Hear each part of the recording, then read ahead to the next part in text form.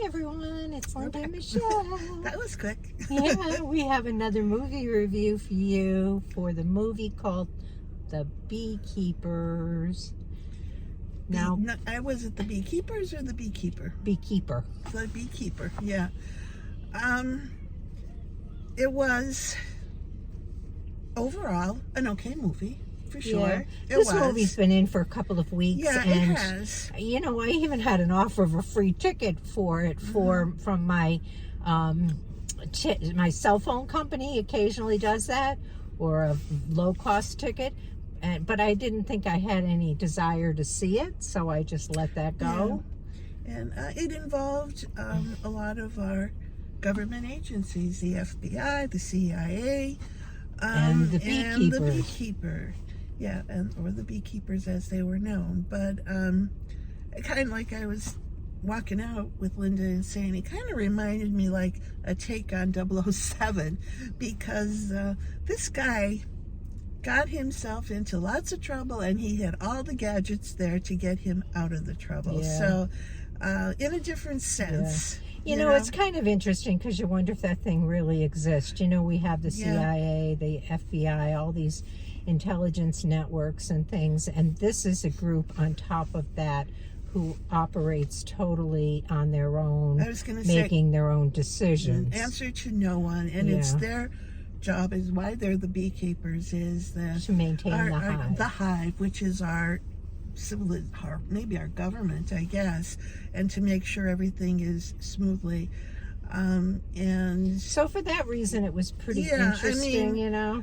But it'd be good to know if that kind of thing really exists, right? The fighting part was a little bit too much for me. There was lots of fighting going on. Which is why I avoided it for so long, because it is a very violent movie.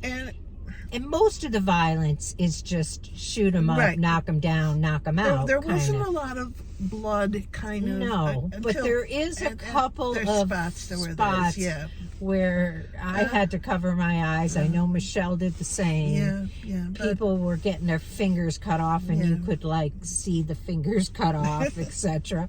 That's a little much for me. But overall, this story definitely kept me interested in it. I wasn't about to walk out on this one. And I mean, you were just kind of wondering where it was all headed towards. It kind of is like, it takes some twists and turns as you go through it too, that make it especially interesting. And the ending is that's pretty crazy. Yeah, it was. It is. But if those kind of networks exist in our society, and maybe they do. Maybe they do, right? Don't. Well, maybe they do. If they do, interesting. That's all I could say. Yeah. Probably a lot of things that go on in our country or in our world that we don't know about. Yeah, for sure.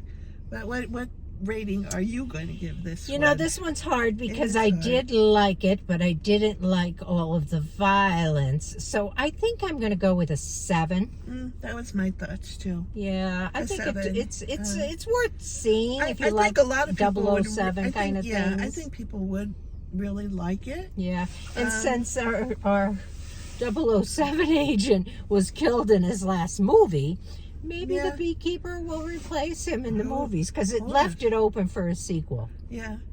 Actually, both of them...